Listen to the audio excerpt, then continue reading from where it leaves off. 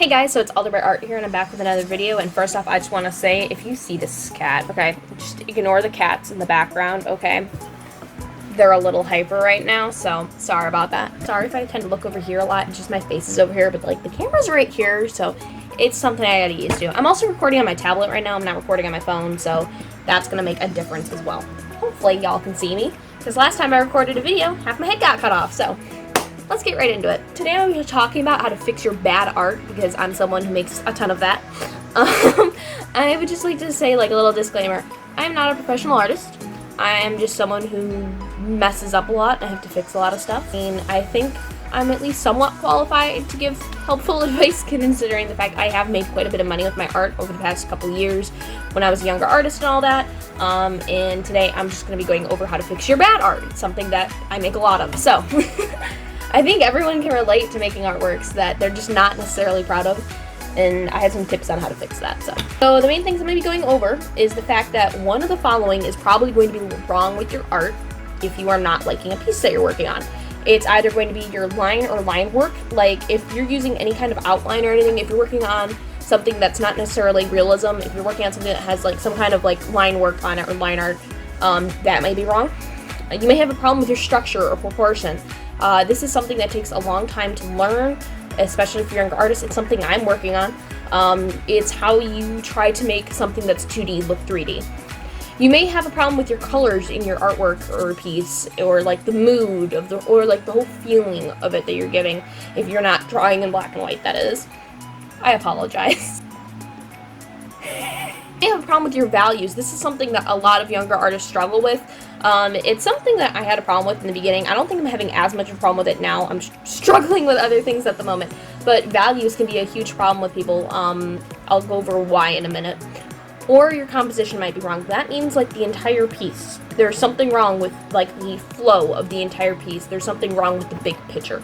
Oh, before I get into any of the tips, I would just like to say, first of all, do not give up. Biggest mistake you can make when making basically bad art is the fact that you give up too soon. When you do not put enough time into a piece, you do not give yourself a chance to fix it when something goes wrong. Please, please, please put your time in. If something's not going right, either redo it or just keep working at it, because one or the other is going to fix it. You can't always fix every piece. Some things are just doomed to start with, let's be real here, but the point is, don't give up on every single artwork that you make. That is something I am incredibly guilty of. I can't tell you how many unfinished projects I have just sitting in my digital art folder right now that could be huge. That's her daughter over there. There's the mom. Okay. Guys, I'm just saying, please focus on me, even though I can't even focus on me right now. Let's go over how to fix these things that keep going wrong. How to fix your line work. That was like the first thing I brought up. Your lines and line art. They can make a huge difference in your piece, and I think beginners, like, severely, like, I don't want to say, not disadvantaged, they severely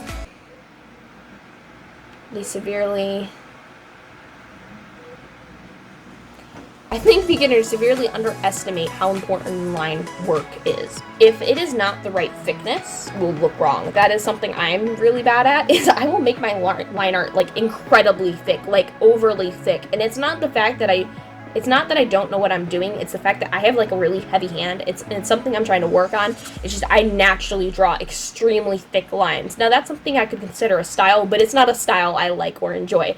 So that is something I'm actively trying to fix in my own work. People aren't cleaning it up enough. You'll look at some of these artworks and they have like really scratchy lines, and they don't look really purposeful and like intentional full, right? Like, it doesn't look like you had intention when you put those lines down. You clean up your line art more if that's something you're struggling with. If your lines look what they call chicken scratchy, if they don't look clean, make sure you clean them up. It can make a huge difference in it. Digital or traditional, there's different things you can do to work on your line art in, like, when you mess something up. Obviously, if you're digital, you can just create a new layer and redraw it. But if you're traditionally drawing, you know, pen and paper, you can just trace over top of it, and you can either buy a light pad. Something's called a light pad. I have one right here. Mine's a little scratched, but it basically just lights up. I'd plug it in, but that's too much work. It's pure light, and that way you can see through, and you can put like a piece of paper on top of another piece of paper, and that way when you're tracing over an artwork, you can literally see through it. And that is a huge helpful tool. But if you do not have that, you could honestly just use like your laptop screen or your tablet or your phone, whatever you have, and just put it up against it, and you can use that as like a pure light source. A huge thing that can fix your line art is by flipping your canvas. This will help you fix most mistakes in your artwork, honestly, not just your line work. You can flip your canvas digitally easily. There's like literally just a tool for it. But if you're working traditionally, you can just take an image of your artwork and then flip that. So another huge thing that can go wrong in your art and make it bad is your structure. So structure is something that is learned with time. You can either just practice more or you can find reference images. Structure is what makes your image look 3D versus 2D. Maybe I'll put up an image right here of like a Loomis head you'll kind of see, where when most people are drawing like anime and stuff, they're just literally like just drawing that. They're just drawing anime. They're not thinking of the anime character as a person, environment, basically. And this is something I'm trying to work on myself. It's the fact that it'll make your entire image look better, whether it's with perspective or anything else. Structure is what makes your image believable. While I can show you a couple different images of this is not really something you can just immediately know. This is something you kind of have to study. If you study from reference in real life and stuff, that's how you'll more easily learn it. Y'all see this cat? I'm gonna take a photo. Another huge thing that can go wrong in your artwork is your colors. If your colors aren't looking right, it can make your whole piece go wrong. Now, one of the easiest fixes is honestly just to make your piece black and white. It is so much to learn all at once, to be working on anatomy and structure and lines and value and everything else that can possibly go wrong in a piece. Throwing color on top of that is just going to give you a headache in the end. One of the easiest things you can do is when you're still learning art is to just purely work in black and white. But obviously that's no fun. So when you're willing to experiment, you're not afraid to mess up, you can work in color. One of the things I recommend is just putting over a filter on top of it. I cannot tell you how many corrective layers I use in Clip Studio Paint. On top of that, I use so many Instagram filters as well. And don't be afraid to use them. It's not really cheating.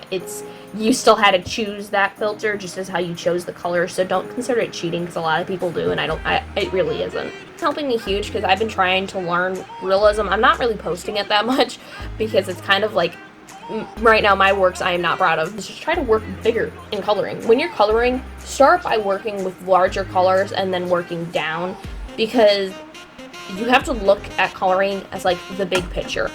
So when you're trying to, like, let's say you're coloring in a character. You have their skin, you have their hair, you have their eyes, you have all this. What I would do is lay out your flat colors first and try to find a palette that works before you do anything else.